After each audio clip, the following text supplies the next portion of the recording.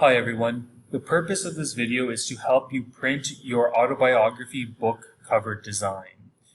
Okay. First things first, you should of course have this finished and looking beautiful as always. Something that I'm going to recommend to you is to highlight this section here and change the border colors to transparent.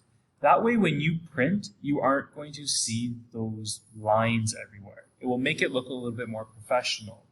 With that being said, hopefully each section will have designated colors to help you put this cover on your actual book later.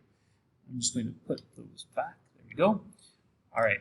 Now when you go to print, you will have to go to File, Print, or click the Print button, whichever you wish. You are going to select Page Custom, and Page 1. That's where all of your information should be. Okay. You are going to choose color, of course, and you want to make sure that the paper size is A3. You are not using A4. You must use A3. Then you're going to go to Print using System Dialog. You're going to go to Preferences. Again, you need to change this paper to A3. I just arrowed up.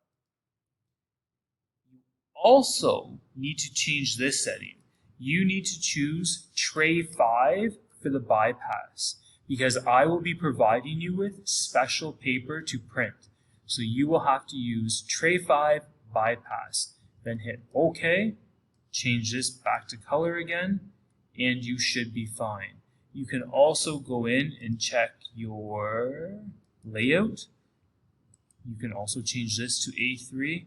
I personally click this just to make sure that everything comes out equal. Go back, okay, then I can go and hit print. I understand that this is, yes, made on a Windows computer. Mac users, you will have to try to adjust as you see fit. I am not using my Mac right now for this video, so I'm going to assume most of it will be similar and you should be able to follow these rough guidelines. I hope that helps with your printing process.